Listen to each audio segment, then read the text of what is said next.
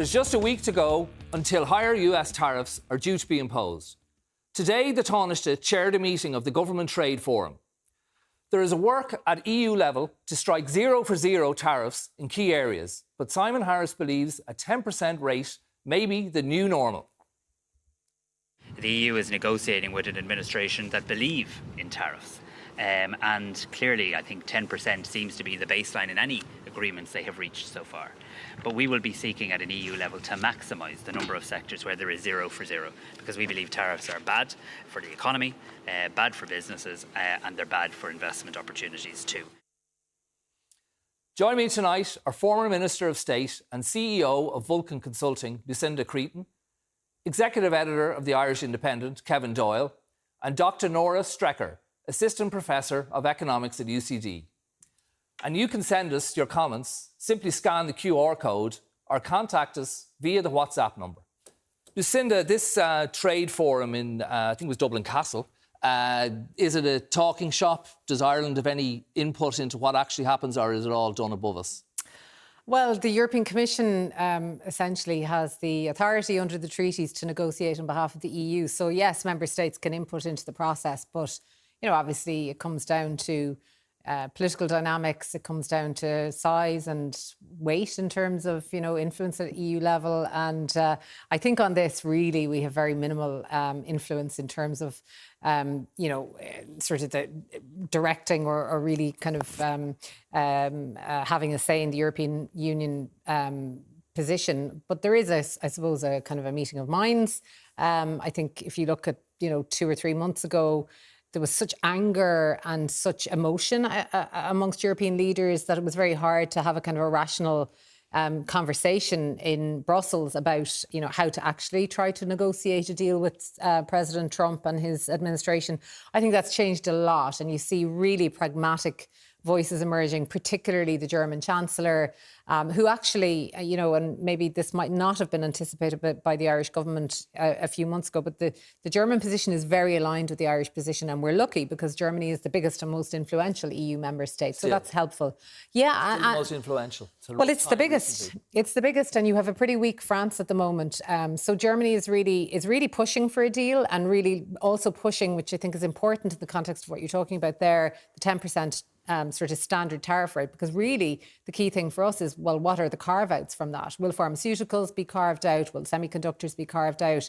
Medical devices and things like that. And actually the Germans are very aligned on a lot of those things. So there's a meeting of minds with Germany, which is helpful for us because we're small and they're huge and they are very, very influential. So that's, there's been a lot of progress. And the mood music between Brussels and Washington is far better than it was. I was in Brussels all day yesterday. Met with individuals from the Commission, from the Parliament, from the Perm Rep, the Irish Perm Rep and others. And, the dynamic has changed completely. So tomorrow you have EU Commissioner Šefčovič, our trade negotiator, chief trade negotiator, in Washington, meeting with the US TR, and crucially, Ursula von der Leyen's chief of staff, Bjorn Siebert, will be there too.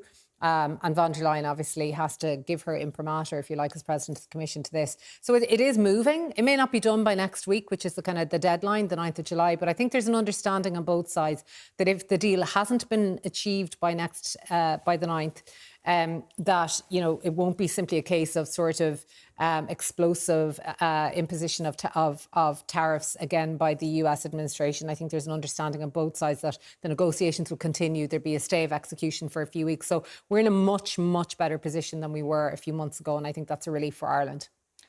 Kevin, I was in Washington the first time in a while for the Micheál Martin Donald Trump meeting. And I did feel there was a good chemistry between the two of them, and I thought if Micheál was thought to have done well. Are we fooling ourselves? Do personal relationships matter at that level? Will Trump look upon us kindly in any way, or is it what Lucinda says, that an awful lot of it is old-fashioned structured diplomacy? Well, I think personal relationships always matter, and particularly with a president like Donald Trump, there's absolutely no doubt about it. You saw Mark Rutte, the NATO chief, having all that bonhomie and his text messages being released publicly and not getting annoyed about that, because last time around when Donald Trump was there, we had people like Angela Merkel trying to fight him on the pitch, trying to make the point that actually his way of doing politics is not how it should be done. Whereas this time, it seems a lot of world leaders have decided, you know what, it's better to give him a clap on the back. It's better to have that personal relationship, and then maybe he won't blow his top. So it's important. At the same time, Micheál Martin's been a banter in the Oval Office and telling him to come here and play golf. In this scenario, I don't think that achieves anything, because the EU will negotiate this. This is quite different than Brexit, even though we're doing a lot of the same things that we did in the space of Brexit. And maybe Lucinda is too polite to say it, but I'll call the trade forum a talking shop. You look at the bodies that are there. You have all the several government departments. You have state agencies like the Enterprise Ireland, IDA. Then you have business bodies like IBEC. You have the IFA representing farmers. And, you know, it's kind of one of those a problem shared situations where they'll all go into a room and it makes them feel better that everybody understands what is happening to their particular sector. But really, that's not going to influence the talks that are happening in Europe at all, in any sense of way. So our impact is not like Brexit, where the Northern Irish border put us at the centre of that. Yeah. And suddenly the EU were listening to us on the politics of that and the consequences of different decisions that were made. This time it's about a much bigger thing. And really, we just have to hope. We're along for the ride, really, in some ways. And we have to hope that the best deal possible is done. OK. And Nora, this might sound like an obvious question, or not an obvious question. Could you explain to our viewers what are tariffs? We haven't had them in a tariff-based economic system, global economic system, in about 100 years. What does Donald Trump's desire to impose tariffs on trade internationally, what does that mean for everyone? To start with, a tariff is a tax on things that you import, right? Very simple. It is a form of taxation. It is a tax that's paid by the individual that is buying the good, not by the firm or the individual that is exporting the good into the country. So it's paid for by the person that buys it, in this case, in the US. So this is a tax on Americans. This is not a tax on Europeans, despite what Donald Trump has said initially. Why does he want to move towards a tariff-based system? In a sense, he wants to cut taxes on Americans, and he has quite substantially. He's made certain changes permanent in that big bill that is going through Congress. No, the big, beautiful bill. Don't forget the full title. The title is changing, so... Has it got official title? HR1, I think. All right, yes, that's at the moment, yes. So he has made... That bill includes lots of tax cuts, but it includes also lots of spending cuts, but those spending cuts do not outweigh the cuts in revenue. And so having that reduction in government revenue that needs to be compensated, tariffs might be one way of doing it. The revenues from the tariffs alone aren't going to be sufficient. So his motivation of implementing the tariffs is to try and move production back into the US. Only that way is it even just feasible to bring in enough corporate tax revenues that are sort of coming in from those firms and income tax revenues from the individuals that are going to work in those firms. But the sums aren't going to add up. Lucinda, if you look at the coverage from the United States, it would seem that a big part of the reason he wants tariffs is because of this big, beautiful bill, which is an omnibus bill. It's hard to analyse all of it, but it has major tax cuts. Part of it is based upon the revenue he thinks he'll get from tariffs. But is he just bonkers? I mean, is it, can it all work out in the end, or is he going to add trillions and trillions of dollars? Is it 5 million he'll make the ceiling on the borrowing ceiling in the United States to this bill? Between 3 and 5 billion higher than what it is currently, yeah. Yeah. But So they've done magic bonkers? accounting to get Well, I mean, I'll ask you if he's bonkers as well. It's the antithesis. I mean, it's certainly economically illogical, and it's the antithesis of, conservative, traditional Republican ideology and philosophy. Just when you step back, what he is doing in terms of, raising the borrowing ceiling, indebting American taxpayers even further. That is not something that we'll say the sort of Ronald Reagan school of the GOP would would have advocated for. So, it just shows how the Republican Party has sort of been turned on its head to some extent, and arguably so has the Democratic Party. You need a whole other show on that particular topic. But, so it's illogical, but it appeals. And I think, I always think we have to step back, because the problems we see in the US in the sort of polarisation of politics, we're not immune to those problems in Europe either. And we've certainly seen it in Central and Eastern European member states in particular. But also if you look at France, parts of Germany, certainly the eastern part, there is an anger and a frustration, particularly amongst the middle classes, of unrealised dreams and potential from globalisation. Like, globalisation is a really positive story in that it has lifted billions of people out of abject poverty. But it has also forgotten a lot of people. And, our democratic systems haven't catered to those people and haven't adapted. And we have a whole other, industrial revolution coming with artificial intelligence and how that's going to displace employment. These are real challenges for political systems all over the world. And we have seen huge disruption already. We're going to see more disruption. So it's not that Donald Trump has a coherent vision for the economy or the country. It's more that he appeals to people's basic instincts, which is, I'm not doing as well as I should be. My aspirations for my children are not what they might have been for, or what my parents might have had for me. And these are fundamental questions that political systems all over the world are going to, in the West at least, are going to have to try and grapple with very quickly. Did we, Kevin, in the last election, and Sinn Féin, they're on this programme, they'll have opportunity to respond to this. I have referred to them in pieces I've done based upon quotes from some of their TDs that they're a populist movement. Eoin O'Brien has said that. Did that not happen? Did that populist surge not happen in the last election here? Did the centre hold, or was it a moment of time where the left is going to have to get itself together and they may be the disruptors next time out? Or is that unfair on the left in Irish politics? No, I mean, the centre held in the fact that you have the two centrist parties back in government. So if that is the definition of the centre holding, well, that's what happened. I don't know that it was necessarily a rejection of Trumpian politics or of what you might call Sinn Féin populism. I think it actually came down strangely to the election here, where people made a call on, let's just kind of stay where we are. The world is very uncertain, and maybe we're better off to not rock our own boat at this exact moment with an untested government and untested leadership, a group of people who have never ran the economy. So whatever way you might think about Fianna Fáil or Fine Gael running the economy, we were quite clear what they had been doing for the last 5 or 10 years. So we kind of knew the path that they're probably going to follow for the next 5 years. Whereas if you had put a whole new administration in there, probably made up of Sinn Féin, Labour, Soc Dems, a few add-on more hard left independents, you don't know what you were going to get. And I think that's basically what people looked at. I don't think it was that there was this necessarily that we're special in that we were the country that went against populism. But we have ended up with a centrist government, and one of the very few democracies in the world that returned to government in the last year. And Nora, on these tariffs, we do have hopes and dreams of getting some kind of zero for zero. In what areas are those? So we're still holding on to hope, in the sense that pharma is going to go back to being zero tariff. Semiconductors, there's still hope that perhaps certain exports from the food and drinks industry are going to go back to sort of being very low tax. I mean, agriculture is a big one. Let's remember that the average tariff that we had in 2024 was 1.5, right? That's the tariff rate that these products were charged going into the US. We're looking at 10, 20, 50. I mean, that's just worlds apart. So there is hope that we're going to go at least closer to 10 rather than 50.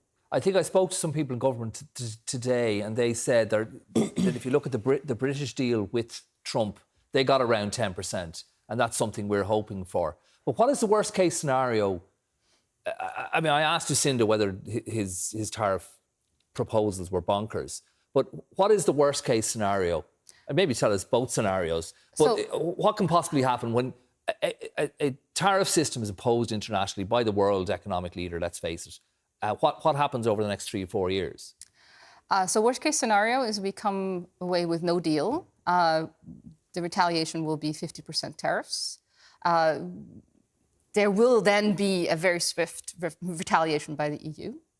I mean, the EU takes its time on lots of things, but I think the list is ready in terms of what's going to get charged. So the 50% tariff is going to be a massive cut in terms of Irish exports, EU exports. So it's not going to be good for anybody's economy, but it's certainly not going to be good for the American economy. So it will upset the globe in a sense, right? But so that really shouldn't be the scenario we focus on. I don't want to focus on the 10% either, even though that is the prevailing assumption that that's where we're going to go. I would prefer we just go back to what it was on April 1st, but that's unlikely. And Lucinda, I spoke to some people in the Republican Party, and their feeling is that we shouldn't panic either. Yeah. Like, would it be the case? Say pharma, right? And look at the pragmatic issue of whether you want to say, or I won't name a company, it's not fair. Say you're a pharma company based here, and there's pressure put on you by the US administration to move back there. Yeah. What's it take? 5 to 10 years to uproot a manufacturing operation, move it back to the States, and the Democrats are potentially re-elected in 4 years' time. So are we being overly fearful that, say, some pharma companies could move back to the United States? Or is that a possibility? Supply chains are too complex for that. Now, 50% tariffs over an extended period of time would probably have that effect, but it would certainly take at least 10 years. When you think about, any of the investments that we've seen in Ireland, they've been happening over the last 30, 40 years. It's been incremental.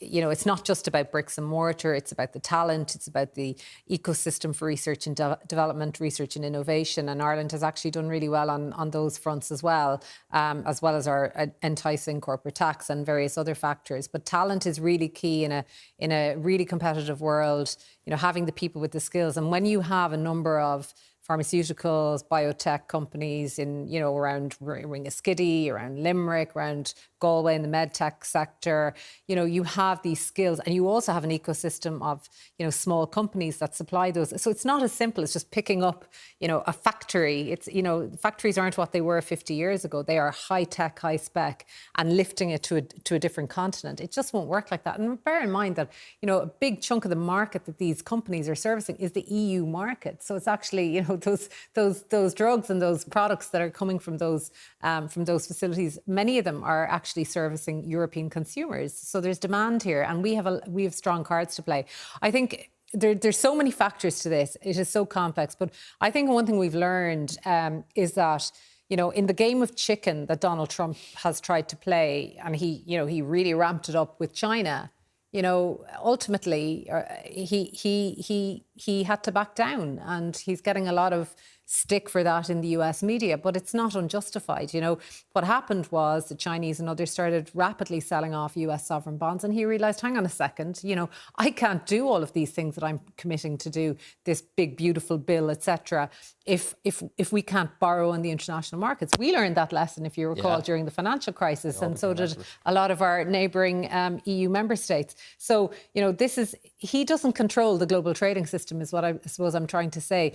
The US is a very important part of it, but there are other factors, and I think we've learned that he will blink in this big grand game of poker that he's trying to play. And the EU is a very big market, a very big consumer market for US goods and US services particularly. We have a lot of cards to play. So it's not as simple as Donald Trump saying, you all genuflect before me and do what I say. That's why he has already effectively, I won't say he's fully backed down, but I mean, certainly when you look at the basis of the negotiation that is very advanced at this stage between the EU and USTR, the trade representative, we are very close to 10% tariffs with a lot of exemptions. Whether they're full exemptions at 0%, probably not, because he has to be seen to get something, but it could be 2, 3, 4, 5%. There has been a lot of movement, and the rhetoric has been dialed down dramatically in Washington. So I'm a lot more optimistic than I was a few months ago.